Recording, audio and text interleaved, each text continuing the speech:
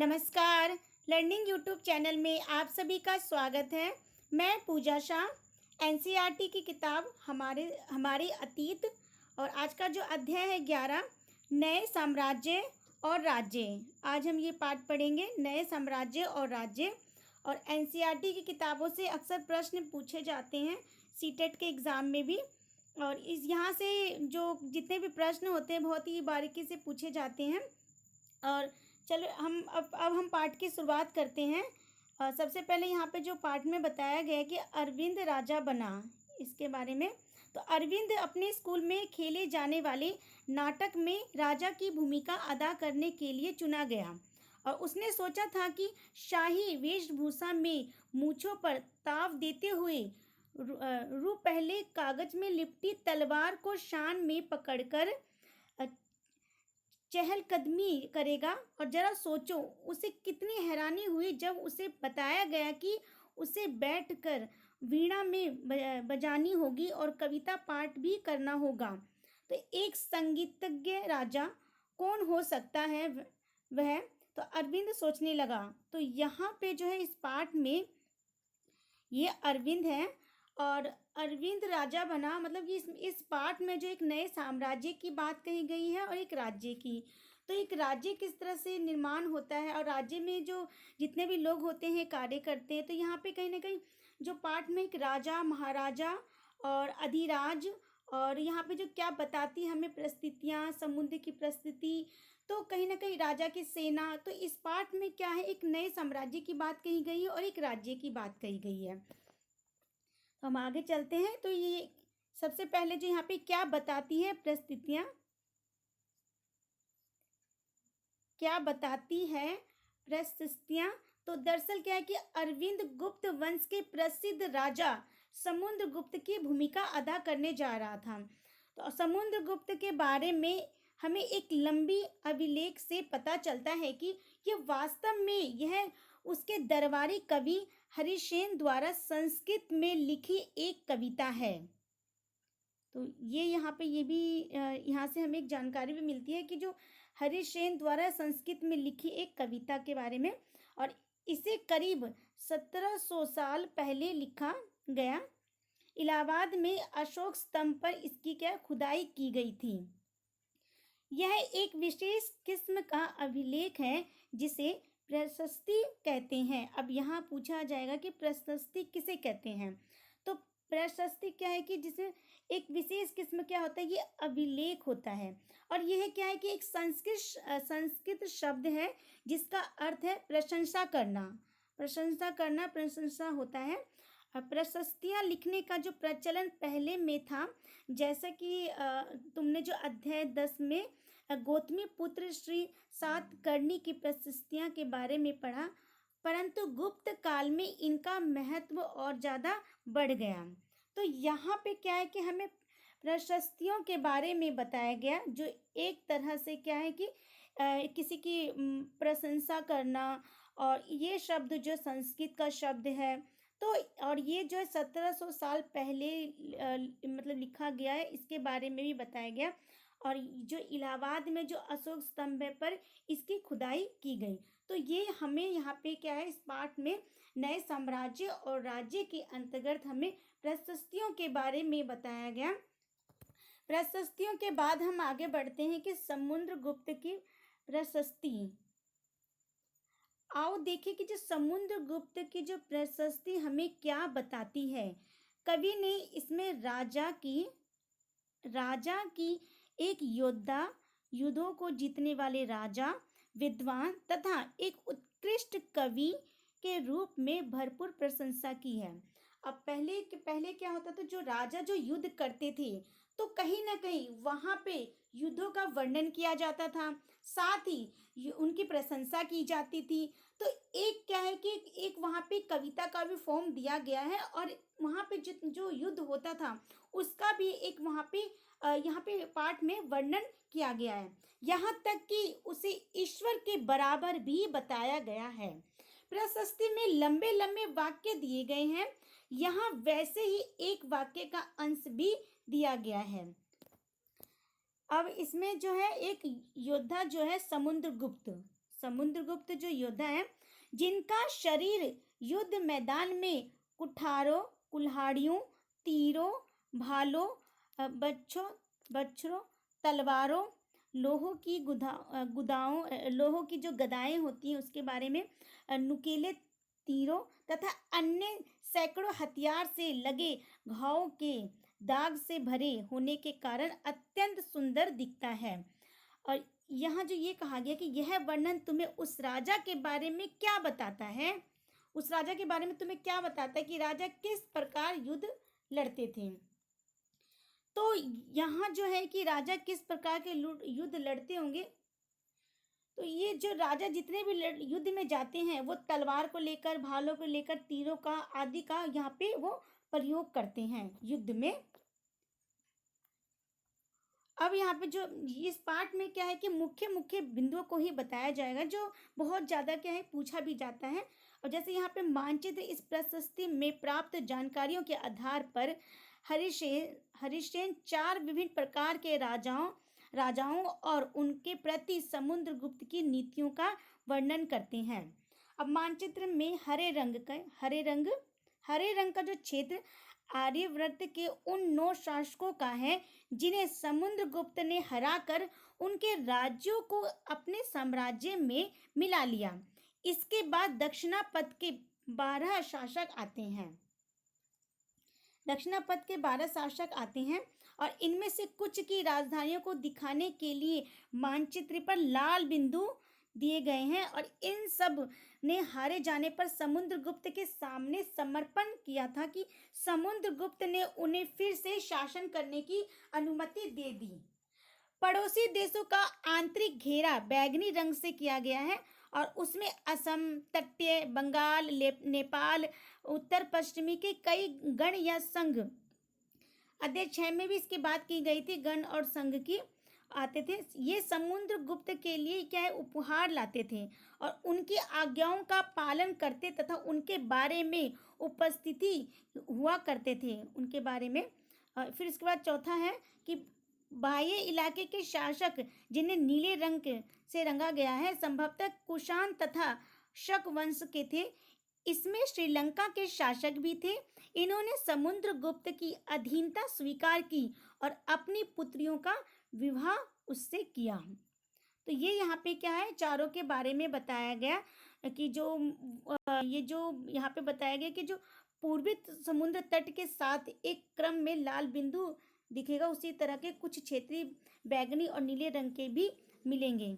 तो ये क्या वीणा बजाने वाले, यहाँ पे जो बताया गया वीणा बजाने वाले राजा समुद्रगुप्त के कुछ अन्य गुणों को सिक्कों पर दिखाया गया है, जैसे इस सिक्के में उन्हें वीणा बजाते हुए दिखाया गया। तो ये यहाँ पे बताया गया सिक्कों के बारे में भी। अब इसमें बताया कि जो मानचित्र में जो प्रयाग, इलाहाबाद का जो पुराना नाम, उज्जैन तथा पाटलिपुत्र ढूंढो, ये गुप्त शासन के महत्वपूर्ण केंद्र थे। आर्यवर्त तथा दक्षिणापथ के राज्यों के साथ समुद्रगुप्त के व्यवहार में क्या अंतर है, तो ये पूछा गया यहाँ पे कि उनके बीच में क्या अंतर था। तो उसके बारे में आप भी हमें बता सकते हैं, कमेंट बॉक्स में अपने उत्तर दे सकते हैं। क्या इस तरह के अंतर पीछे तुम्हें कहीं पे इसके बारे में कोई कारण दिखाई देता है तो वो भी बता सकते हैं। अब ये मानचित्र है, जैसा उन्होंने कहा था नीले रंग के, हरे रंग के, इन सब रंग के जो है यहाँ पे उन्होंने जो कहा था, जैसे यहाँ पे पहला कहा गया है कि मानचित्र में हरे रंग का जो क्षेत्र है आर्यवर्त के उन 9 शासकों के हैं। तो हरे रंग के जो क्षेत्र है, अब ये जो हरे रंग के क्षेत्र हैं ये सारे ये हरे रंग के क्षेत्र जो 9 शासकों के बारे में बताया गया। उसके बाद इन्होंने कहा कि दक्षिणापथ के जो 12 शासक हैं उसको लाल बिंदु दिए गए हैं। तो दक्षिणापथ के लाल बिंदु से दिए गए हैं दक्षिणापथ के। तो ये हुए। फिर इसके बाद हम आगे बढ़ते हैं कि वंशावलियां। अब इसकी बात की गई है वंशावलियों के बारे में। तो अधिकांश जो प्रशस्तियां शासकों के पूर्वजों के बारे में भी बताती हैं। यह प्रशस्ति भी समुद्रगुप्त के प्रति पितामह यानी कि परदादा, दादा, पिता, माता के बारे में बताती हैं। उनकी माँ कुमार देवी, लिच्छवी गणकों थी और पिता चंद्रगुप्त गुप्त वंश के पहले शासक थे, जिन्होंने महाराजा धीराज जैसी बड़ी उपाधि धारण की थी। समुद्रगुप्त ने भी यह उपाधि जो है धारण की थी और उनके दादा परदादा महाराजा के रूप में उल्लेख है। इससे यह आभास मिलता है कि जो धीरे धीरे जो ये इस वंश का जो है बढ़ता गया था। परदादा, फिर दादा व उनके भाई, पिता व उनके भाई, फिर उसके बाद वो खुद कहते हैं मैं स्वयं और मेरे भाई। तो ये एक तरह से क्या यहाँ पे क्रम भी बढ़ता गया और आगे चलता गया कार्य भी। फिर इन उपाधियों को महत्व के हिसाब से सजाओ कि राजा, महाराजा धीराज और महाराजा। तो सबसे पहले क्या आएगा? राजा आएगा, फिर इसके बाद महाराजा और फिर इसके बाद अधिराज महाराज। ये हुआ। उसके बाद है कि समुद्रगुप्त के बारे में हमें शासकों जैसे कि उनके बेटे चंद्रगुप्त द्वितीय वंशावली मतलब पूर्वजों की सूची से भी जानकारी मिलती है। उनके बारे में अभिलेखों तथा सिक्कों से पता चलता है कि जो उन्होंने पश्चिमी भारत में सैन्य अभियान में अंतिम शासक को परास्त किया। बाद में ऐसा विश्वास किया जाने लगा कि उनका दरबार विद्वानों से भरा था। कवि कालिदास, खगोल शास्त्री, आर्यभट्ट उनके दरबार में थे। ये 3 थे उनके दरबार में। इनके विषय में और भी जानकारी हम अध्याय 12 में पढ़ेंगे। तो अब हम आगे बढ़ते हैं हर्षवर्धन और हर्षचरित्र। अब हम बात करेंगे हर्षवर्धन और हर्षचरित्र के बारे में। जो जिस तरह से गुप्त वंश के शासकों के बारे में अभिलेखों तथा सिक्कों से पता चलता है, उसी तरह कुछ अन्य शासकों के बारे में उनकी जीवनी से पता चलता है। क्योंकि जब अगर हम हर्षवर्धन के बारे में जानना चाहते हैं और हर्षचरित्र के बारे में जानना चाहते हैं, तो सबसे पहले क्या है कि हम उनकी जीवनी के बारे में भी उनसे चरित्र उनके उससे हम उनके बारे में जान सकते हैं। तो यहाँ जो हर्षवर्धन और हर्षचरित्र के बारे में जो बताया जा रहा है, जिस तरह गुप्त वंश के शासकों के बारे में अभिलेखों तथा सिक्कों से पता चलता है, उसी तरह जो अन्य शासकों के बारे में उनकी जीवनी से पता चलता है। ऐसे ही एक राजा हैं जो वो है हर्षवर्धन थे और जिन्होंने करीब 1400 साल पहले शासन किया था उन्होंने। उनके दरबारी कवि बाणभट्ट ने संस्कृत में उनकी जीवनी हर्षचरित्र लिखी है। अब ये बहुत ही इम्पोर्टेंट है यहाँ पे, बहुत ज़्यादा इम्पोर्टेंट है यहाँ पे। ये जो ये कहा जा रहा है कि 1400 साल पहले शासन किया इन्होंने, हर्षवर्धन ने, और उसके बाद उनके दरबारी कवि बाणभट्ट ने संस्कृत में उनकी जीवनी हर्षचरित्र लिखी है। इसमें हर्षवर्धन की वंशावली देते हुए उनके राजा बनने का तक वर्णन किया है। चीनी तीर्थयात्री श्वेन-त्सांग, जिनके बारे में हम अध्याय 10 में हमने पढ़ा और काफी समय के लिए हर्षवर्धन के दरबार में रहे, उन्होंने वहां से जो कुछ देखा, जो कुछ उन्होंने वहां से समझा, उनका उन्होंने विस्तार पूर्वक विवरण भी दिया। तो ये यहाँ पे हर्षवर्धन और हर्षचरित्र के बारे में बताया गया। उसके बाद हम ये थोड़ा सा और है कि जो हर्ष अपने पिता सबसे बड़े बेटे नहीं थे, पर अपने पिता और बड़े भाई मृत्यु हो जाने पर उन्होंने थानेसर के राजा बने। कहाँ बने? थानेसर के राजा। उनके बहनोई कन्नौज के शासक थे। जब बंगाल के शासक ने उन्हें मार डाला तो हर्ष ने कन्नौज को अपने अधीन कर लिया और बंगाल पर आक्रमण किया। तो ये यहाँ पे जो है हर्ष जो इस पाठ में जो बताया गया, जो ये पाठ है कि नए साम्राज्य और राज्य, तो एक नए साम्राज्य और राज्य के बारे में जो बताया जा रहा है उसमें हर्षवर्धन के बारे में बताया, उनके राज्य के बारे में बताया गया कि जो राजा बने। और तो फिर उसके बाद उन्होंने जो हर्ष अपने जो पिता के सबसे बड़े बेटे नहीं थे, फिर भी अपने पिता और अपने बड़े भाई की मृत्यु हो जाने पर थानेसर के राजा बने हुए और उनके बहनोई कन्नौज के शासक थे। जब बंगाल पर जो शासक ने उन्हें मार डाला तो उन्होंने क्या किया कि कन्नौज को अपने अधीन कर बंगाल पर उन्होंने पूरा आक्रमण किया। तो उसके बाद हम बात करेंगे जो मगध तथा बंगाल को जीतकर उन्होंने पूर्व में अपने जो इस वहाँ पे उन्होंने फिर सफलता उनको वहाँ से मिली जब उन्हें मगध तथा बंगाल को जीता। उसके बाद हुआ कि जब उन्होंने नर्मदा नदी को पार कर दक्कन की ओर फिर वो आगे बढ़ने का प्रयास किए, चालुक्य नरेश पुलकेशिन द्वितीय ने उन्हें रोक दिया। तो ये यहाँ पे हर्षवर्धन की बात कही गई, यहाँ पे ये पूरा। और यहाँ जो पूछा जा रहा है कि जो मानचित्र 8 में पृष्ठ संख्या 136 देखो और सूची बनाओ कि जब हर्षवर्धन बंगाल तथा नर्मदा, ये जिसकी बात कीजिए, बंगाल तथा नर्मदा तक गए होंगे तो आज के किन किन राज्य से गुजरे होंगे। तो जो ये यहाँ पे जो इन्होंने बताया कि जब वो वहाँ गए होंगे तो किन किन रास्तों से गुजरे होंगे। बंगाल जाने के लिए आज के जो क्या है कि उत्तर प्रदेश, बिहार और झारखंड राज्यों से गुजरना पड़ा होगा। और ये इसकी बात मैं कह रही हूँ, जो बंगाल जाने के लिए तो गुजरात और उत्तर प्रदेश, बिहार और झारखंड से गुजरना पड़ा होगा। उसके बाद नर्मदा तक गए होंगे तो आज के किन किन राज्यों से गुजरने होंगे। तो इसके लिए नर्मदा जाने के लिए उत्तर प्रदेश तथा मध्य प्रदेश से उन्हें गुजरना पड़ा होगा। तो ये यहाँ पे इन प्रश्नों के उत्तर भी आपको साथ साथ में दिए जा रहे हैं। उसके बाद है कि पल्लव, चालुक्य और पुलकेशिन द्वितीय की प्रशस्तियाँ, ये मैं बात कर रही हूँ इसकी, कि चालुक्य, पल्लव और पुलकेशिन द्वितीय की प्रशस्तियाँ, इसके बारे में। इस काल में पल्लव और चालुक्य दक्षिण भारत के सबसे महत्वपूर्ण राजवंश थे। अब यहाँ पे क्या है, जो ये पल्लव और चालुक्य जो हैं वो दक्षिण भारत के सबसे महत्वपूर्ण राजवंश थे। और पल्लवों का राज्य उनकी राजधानी कांचीपुरम के आसपास के क्षेत्र में लेकर कावेरी नदी के डेल्टा तक फैला था ये पूरा ये। और जबकि चालुक्य का जो राज्य है वो कृष्णा और तुंगभद्रा नदियों के बीच स्थित था वहाँ पे। चालुक्य की राजधानी एहोल, चालुक्य जो राजधानी है वो क्या है, एहोल थी। चालुक्य की राजधानी क्या है, एहोल थी। और यह एक प्रमुख व्यापारिक केंद्र था। कौन सा केंद्र था ये, व्यापारिक केंद्र था। और धार्मिक केंद्र भी बन गया, धीरे धीरे ये धार्मिक केंद्र भी बनता गया। और इसके बाद पल्लव और चालुक्य एक दूसरे की सीमाओं का अतिक्रमण भी करते थे ये।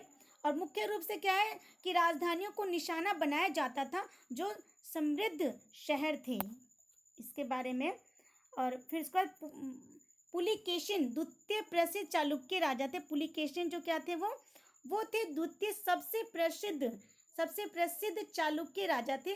और उनके बारे में हमें उनके दरबारी कवि कौन है, रवि कृति द्वारा रचित प्रशस्ति से पता चलता है। तो ये है रवि कृति जो है उनके द्वारा हमें पता चलता है। और इसमें क्या उनके पूर्वजों और खास तौर से पिछली 4 पीढ़ियों के बारे में भी बताया गया है। पुलकेशिन द्वितीय को अपने चाचा से यह राज्य पूरा मिला था उनको, जब उन्होंने युद्ध किया था तो उनके चाचा के माध्यम से उनको पूरा ये राज्य मिला था। तो यहाँ पे पुलकेशिन की बात हो रही है। और फिर इसके बाद बात करते हैं रवि कृति के अनुसार। ये जो रवि कृति जिन्होंने ये राज्य उनको दिया था, तो रवि कृति के अनुसार उन्होंने पूर्व तथा पश्चिम दोनों समुद्र तटीय इलाकों में अपने अभियान चलाए। इसके अतिरिक्त उन्होंने हर्ष को भी आगे बढ़ने से रोका। जो हर्ष थे उनको उन्होंने आगे बढ़ने से रोका। हर्ष का अर्थ मतलब क्या होता है, आनंद होता है, खुशी होता है। तो यहाँ पे हर्ष का मतलब भी बताया जा रहा है, हर्ष का मतलब बताया। और कवि का कहना है कि इस पराजय के बाद भी जो हर्ष नहीं रहा। पुलकेशिन द्वितीय ने पल्लव राजा के ऊपर अतिक्रमण मतलब उन्होंने काफी ज्यादा आक्रमण किया। और जिससे क्या हुआ, जो कांचीपुरम की जो दीवार के पीछे शरण लेनी पड़ी। पर चालुक्य की जो विजय अल्पकालीन थी। लड़ाई से दोनों वंश दुर्बल होते गए। पल्लवों और चालुक्यों को अंतः राष्ट्रकूट तथा चोल वंशों ने समाप्त कर दिया। इनके बारे में हम कक्षा 7 में पढ़ेंगे। और अभी जो हम पढ़ रहे हैं ये कक्षा 6 की क्लास, कक्षा 6 है और उसके हम पाठ पढ़ रहे हैं। उसके बाद है कि जो इन राज्यों का प्रशासन कैसे चलता था। अब जब राज्य की बात हो रही है तो वहाँ पे प्रशासन कैसा था। तो ये प्रशासन की बात कही जा रही है इसमें। पहले जो राजाओं के पहले जो था वहाँ पे जो ये राजाओं के लिए भूमि कर सबसे महत्वपूर्ण बना रहा। जो राजा थे तो राजाओं के लिए क्या होता था कि भूमि भूमि कर जो सबसे महत्वपूर्ण माना जाता था। और प्रशासन की प्राथमिक इकाई क्या होती थी? गांव होता था। सबसे ज्यादा प्राथमिक इकाई गांव होती थी। लेकिन धीरे धीरे कई नए बदलाव भी आए। राजाओं ने आर्थिक, सामाजिक और राजनीतिक सैन्य शक्ति रखने वाले लोगों का समर्थन करने में अपने योगदान देने लगे, उनको जुटाने लगे, कदम उनके उठाए। उदाहरण के तौर पर हम बात करें तो अगर यहाँ पे अगर हम उदाहरण के तौर पर बात करें तो कुछ महत्वपूर्ण प्रशासकीय पद अनुवंशिक बन गए, अर्थात बेटे अपने पिता का पद पाते थे। और जैसे कि कवि हरिसेन अपने पिता की तरह महान दंडनायक अर्थात मुख्य न्याय अधिकारी थे। तो ये यहाँ पे उदाहरण के माध्यम से बताया जा रहा है। कभी कभी क्या होता था, जो एक व्यक्ति ही कई पदों पर कार्य करते थे। और जैसे कि हरिसेन एक महादंड नायक होने के साथ साथ कुमारा मात्य अर्थात एक महत्वपूर्ण मंत्री तथा एक संधि विग्रहिक अर्थात युद्ध और शांति के विषयों का भी मंत्री थे। और उसके बाद जो यहाँ पे बताया जा रहा है कि जो संभवतः वहाँ के जो स्थानीय प्रशासन में प्रमुख व्यक्तियों का बहुत बोला बाला था वहाँ पे जो प्रशासन में थे। और इनमें नगर श्रेष्ठी यानी मुख्य बैंकर, शहर व्यापारी, सार्थवाह यानी व्यापारियों के काफिले, नेता, प्रथम कुलिक अर्थात मुख्य शिल्पकार तथा कार्यस्थली यानी लिपिकों का प्रधान जैसे लोग भी था वहाँ पे। ये हुई पाठ की बात। तो उसके बाद है यहाँ पे कि इस तरह की जो नीतियाँ कुछ हद तक प्रभावशाली होती थी, पर समय के साथ साथ इनमें से कुछ व्यक्ति इतने अधिक शक्तिशाली होते जाते थे कि अपना स्वतंत्र राज्य स्थापित कर लेते थे।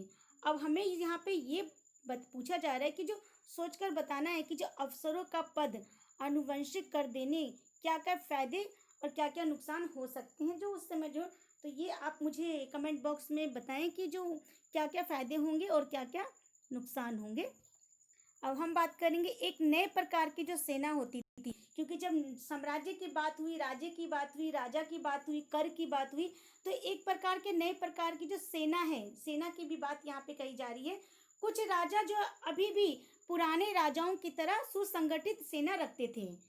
उस समय जो युद्ध होते थे तो युद्ध में सेनाओं की बहुत जरूरत पड़ती थी, तो राजा भी अपने राजाओं की तरह एक सुसंगठित सेना रखते थे और जिसमें हाथी, रथ, घुड़सवार, पैदल सिपाही होते थे। इसके साथ साथ कुछ सेना नायक भी होते थे, जैसे जो आवश्यकता पड़ने पर राजा को सैनिक की क्या सहायता, काफी ज्यादा सहायता भी करते थे। सैनिक जो सेना नायकों को कोई नियमित वेतन नहीं दिया जाता था, बदले में इनसे कुछ जो भूमि दान दिया जाता था और दी गई भूमि से ये कर वसूलते थे जिससे वे सेना तथा घोड़ों की देखभाल भी करते थे और साथ ही वे जो इस युद्ध के लिए हथियार जुटाते थे। इस तरह जो व्यक्ति के ये सामंत कहलाते थे और जहाँ कहीं भी शासक दुर्बल होते जाते थे तो ये जो सामंत स्वतंत्र हानि कोशिश करते थे, मतलब स्वतंत्र होने का काफी ज्यादा प्रयास करते थे कि स्वतंत्र हो जाए, हमें एक आज़ादी भी मिले और हम युद्ध में जाए तो एक जीत को प्राप्त करके भी आए। तो उसके बाद हम बात करेंगे दक्षिण के राज्यों के सभाएं। जो दक्षिण के जो राज्य होते थे उसकी सभाओं की बात कही जा रही है। पल्लवों के अभिलेखों में कई स्थानीय सभाओं की चर्चा होती है और इसमें से एक था ब्राह्मण भूस्वामियों का संगठन सभा कहते थे। ये सभाएं उप समितियों के जरिए सिंचाई, खेतीबाड़ी से जुड़े विभिन्न काम, सड़क निर्माण, स्थानीय मंदिरों की देखरेख आदि का काम भी करती थी। जिन इलाकों की भूस्वामी ब्राह्मण नहीं थे वहाँ उर नामक सभा सभा होने की बात कही गई थी। नगरम व्यापारियों के एक संगठन का नाम था और संभवतः इन सभाओं पर धनी तथा शक्तिशाली भूस्वामियों और व्यापारियों का नियंत्रण था और इनमें से बहुत सी स्थानीय सेवाएं शताब्दियों तक काम करती थी। तो ये यहाँ पे हमें दक्षिण के राज्यों में सभाओं की बात कही गई। तो ये बात हुई कि उस समय के जो सभाएं दक्षिण के जो वहाँ पे पल्लवों के जो अभिलेख में कई सारे स्थानीय सभाओं की चर्चाओं की बात कही गई। उसके बाद यहाँ पे है कि जो उस जमाने के आम लोग, अब जो उस समय के जो आम लोग थे तो वो क्या करते थे, जो उनका जो जीवन होता था, एक जनसाधारण के जीवन की थोड़ी बहुत झलक हमें नाटकों के माध्यम से भी मिलता है। इसके जो उदाहरण है वो इस तरह है। जो कालिदास अपने नाटकों में राज दरबारों के जीवन के चित्रण के लिए प्रसिद्ध है। कालिदास के नाटकों में भी हमें जो लोगों के जीवन के बारे में भी पता चलता है कि इन नाटकों में जो एक रोचक बात है यह है कि जो राजा अधिकांश ब्राह्मणों को संस्कृत बोलते हुए दिखाया गया, जबकि अन्य लोग तथा महिलाएं प्राकृत बोलते हुए दिखाए गए। जो राजा होते थे, जो अपनी वो भूमिका निभाते थे, तो वो संस्कृत भाषा का प्रयोग करते थे और जो आम लोग होते थे प्राकृत बोलते थे। तो उनका सबसे प्रसिद्ध नाटक कौन सा है? अभिज्ञान शाकुंतलम।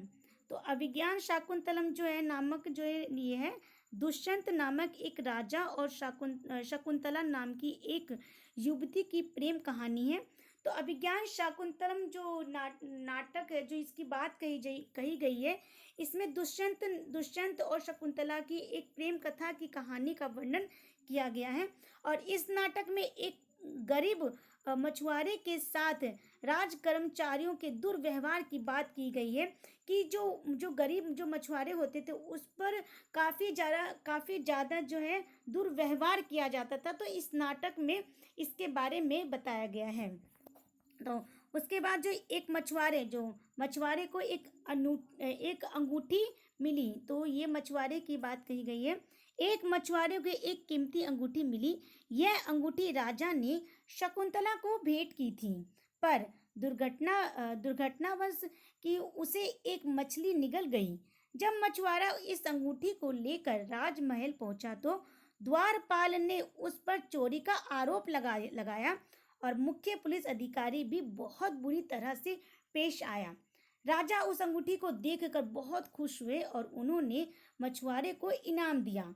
पुलिस वाला और द्वारपाल मछुआरे से इनाम का कुछ हिस्सा हड़पने के लिए उसके साथ शराब खाने चल पड़े। तो आज अगर किसी गरीब आदमी को कुछ मिलता है और वह पुलिस में खबर मतलब वहाँ जाके खबर देता है, तो क्या उसके साथ इसी तरह का बर्ताव किया जाता है? हाँ, बिल्कुल ऐसा ही बर्ताव किया जाता है, मैं ये मानती हूँ। क्योंकि अगर किसी चीज़ को कोई सूचना को लेकर अगर हम जाते हैं तो कहीं ना कहीं उसके साथ भी गलत व्यवहार होता है, ये देखने को मिलता है। क्योंकि कहीं ना कहीं क्या है कि कोई भी बात जब वहाँ पे बताया जाता है तो हर कोई वहाँ पे भी क्या जरूरी नहीं कि पूरी बात को वो सुने। तो फिर इसके बाद एक प्रसिद्ध व्यक्ति का नाम बताओ जिसने प्राकृत में उपदेश दिए, और एक राजा का नाम बताओ जिसने प्राकृत में अपने अभिलेख लिखवाए। तो ये यहाँ पे पूछा गया है। फिर इसके बाद आप भी इसका उत्तर कमेंट बॉक्स में दें आखिर वो कौन से व्यक्ति हैं। तो उसकी बात है। फिर उसके बाद यहाँ पे कि जो चीनी तीर्थ यात्री फान शेन का ध्यान उन लोगों की दुर्गति पर भी गया जिन्हें ऊंचे और शक्तिशाली लोग अछूत मानते थे। इन्हें शहरों के बाहर रहना पड़ता था। वे लिखते थे, अगर इन लोगों को शहर या बाजार के भीतर आना होता था तो सभी को आगाह करने के लिए ये लकड़ी के एक टुकड़े पर चोट करते रहते थे, मारते रहते थे। और ये आवाज सुनकर लोग सतर्क होकर अपने को छू जाने से या किसी प्रकार भी संपर्क से बचते थे। तो एक जगह बाणभट्ट द्वारा अभियान पर निकली राजा की सेना का बड़ा सजीव चित्रण भी किया गया है। तो अब ये राजा की बात यहाँ पे बताई गई है, राजा की सेना के बारे में। तो राजा बड़ी मात्रा में साजो सामान लेकर यात्रा करते थे। इनमें हथियारों के अतिरिक्त रोजमर्रा के उपयोग में आने वाली चीजें जैसे बर्तन, असबाब, जिसमें सोने के पायदान भी शामिल थे, खाने पीने का सामान, बकरी, हिरन, खरगोश, सब्जियां, मसाले आदि विभिन्न प्रकार की चीजें शामिल होती थीं। ये सारी चीजें ठेले गाड़ियों पर या ऊँटों तथा हाथियों जैसे सामान ढोने वाले जानवरों की पीठ पर लादकर लेके जाते थे। इस विशाल सेना के साथ साथ संगीतकार नगाड़े, बिगुल तथा तुरही बजाते हुए चलते रहते थे। रास्ते में पड़ने वाले गांव वालों को उनका सत्कार करना पड़ता था। वे दही, गुड़, फूलों तथा उपहार लाते थे तथा जानवरों को चारा भी देते थे। वे राजा से भी मिलना चाहते थे ताकि अपनी शिकायत या कोई अनुरोध उनके सामने रख सके। अगर मान लीजिए यहाँ पे प्रश्न आ सकता है कि जो राजा युद्ध में जाते थे तो वो क्या क्या लेके जाते थे, जो उनकी सेनाएं होते थे अपने साथ क्या क्या सामान को लेके जाते थे, क्या क्या लेके जाते हैं, तो ये हम यहाँ पे ये उत्तर हम बता सकते हैं और यहीं से क्वेश्चन का भी निर्माण होता है। तो ये बहुत ज़्यादा इम्पोर्टेंट है और आप इसे ध्यानपूर्वक सुन सकते हैं और देख सकते हैं। फिर इसके बाद है ये सेनाएं अपने पीछे विनाश और विध्वंस की निशानी छोड़ जाती थी। अक्सर गांव वालों की झोपड़ियां हाथी कुचल डालते थे और व्यापारियों के काफिलों में जूते बैल इस हलचल भरे माहौल से डरकर भाग खड़े होते थे। बाणभट्ट लिखते थे कि पूरी दुनिया धूल के गर्त में डूब जाती थी। ये बाणभट्ट कहते हैं। सेना के साथ ले जाने वाली चीजों की सूची बनाओ। ग्रामवासी राजा के लिए क्या क्या लेकर जाते थे। अब देखिए यहाँ पे ये प्रश्न पूछा गया कि जो वो सेना जाते थे तो अपने साथ क्या क्या लेकर जाते थे। तो हम यहाँ पे वही बात आ गई, जो सेना युद्ध में जाते थे तो अपने साथ जो वो लेकर जाते थे क्या कहते, बकरी नहीं, अपने साथ वो लेकर जाते थे बर्तन, असबाब, असबाब, खाने पीने का सामान, ये सारी चीजें लेके जाते थे। वो ठेलों गाड़ियों पर ऊँटों तथा पहाड़ियों जैसे सामान ढोने वाले जानवरों की पीठ पर लाद कर ले जाते थे। तो ये यहाँ पे इस प्रश्न का उत्तर हुआ और ये हुआ इसका उत्तर। फिर हम आगे बढ़ते हैं। अब ये है अन्यत्र मानचित्र 6 पृष्ठ संख्या 84-85 में अरब ढूंढो। उसके बाद बताया जा रहा है यहाँ पे कि मरुभूमि होते हुए भी सदियों से अरब यातायात का एक बड़ा केंद्र था। दरअसल अरब व्यापारी तथा नाविकों ने भारत और यूरोप के बीच समुद्री व्यापार बढ़ाने के लिए एक महत्वपूर्ण भूमिका निभाई थी। अरब में रहने वाले अन्य लोगों में बेदुइन थे जो घुमक्कड़ कबीले में होते थे। ये कैसे होते थे? ये घुमक्कड़ होते थे और ये मुख्य रूप से ऊँटों पर आश्रित होते थे क्योंकि यह एक ऐसा मजबूत जानवर था जो मरुभूमि में भी स्वस्थ रह सकते थे। तो ये यहाँ पे हुआ बात। लगभग 1400 साल पहले पैगंबर मोहम्मद ने अरब में इस्लाम नामक एक धर्म की शुरुआत की। ईसाई धर्म की तरह इस्लाम ने भी अल्लाह को सर्वोपरि माना है। उनके बाद सभी को समान माना गया है। यहाँ इस्लाम धर्म के पवित्र ग्रंथ कुरान का एक अंश दिया गया है। मुसलमान स्त्रियों और पुरुषों के लिए, विश्वास रखने वाली स्त्रियों और पुरुषों के लिए, भक्त स्त्रियों और पुरुषों के लिए, सच्चे स्त्रियों और पुरुषों के लिए, धैर्यवान और स्त्री मन के स्त्रियों और पुरुषों के लिए, दान देने वाले स्त्रियों और पुरुषों के लिए, उपवास रखने वाले स्त्रियों और पुरुषों के लिए, अपनी पवित्रता बनाए रखने के लिए स्त्रियों और पुरुषों के लिए, अल्लाह को हमेशा याद रखने वाले स्त्रियों और पुरुषों के लिए। फिर उसके बाद है कि अल्लाह ने इन सब के लिए ही क्षमा और पुरस्कार रखा है। तो ये है यहाँ पे। इसके बाद अगले 100 सालों के दौरान इस्लाम उत्तरी अफ्रीका, स्पेन, ईरान, भारत में फैल गया। अरब नाविक जो इस उपमहाद्वीप की तटीय बस्तियों से पहले ही परिचित थे, अब अपने साथ इस नए धर्म को भी ले आए। अरब के सिपाहियों ने करीब 1300 साल पहले सिंध, आज के पाकिस्तान में, जो उसको सिंध को जीत लिया था। ये यहाँ पे बताया गया। अब हम चलते हैं, जो पाठ तो हो गया, उसके बाद हम प्रश्न उत्तर की ओर चलते हैं। सबसे पहले जो इस पाठ में उपयोगी शब्द आए, जैसे प्रशस्ति, आर्यव्रत, दक्षिणापथ, वंशावली, आनुवंशिक पदाधिकार, सामंत, सभा, नगरम, तो ये यहाँ पे जो महत्वपूर्ण शब्द आए। उसके बाद यहाँ प्रश्न पूछा जा रहा है कि कल्पना करो हर्षवर्धन की सेना अगले हफ्ते तुम्हारे गांव आने वाली है। तुम्हारे माता पिता इसके लिए तैयारी कर रहे हैं। वर्णन करो कि वे क्या क्या बोल रहे हैं और क्या क्या कर रहे हैं। तो इसमें हम एक सूची बनाएंगे कि हम ऐसे कल्पना कर सकते हैं आखिर इसके लिए क्या हो सकता है। तो आप भी कल्पना करके बता सकते हैं और अपने उत्तर भी दे सकते हैं कमेंट बॉक्स में। अब हम प्रश्न उत्तर की ओर बढ़ते हैं। तो सबसे पहले यहाँ पे जो सही गलत की बात कही जा रही है, सबसे पहले प्रश्न है कि सही गलत बताना है। हरिसेन ने गौतमी पुत्र श्री सातकर्णी की प्रशंसा में प्रशस्ति लिखी। तो ये यहाँ पे पूछा जा रहा है कि ये सही है कि गलत है। तो ये जो पहला क है वो है गलत है।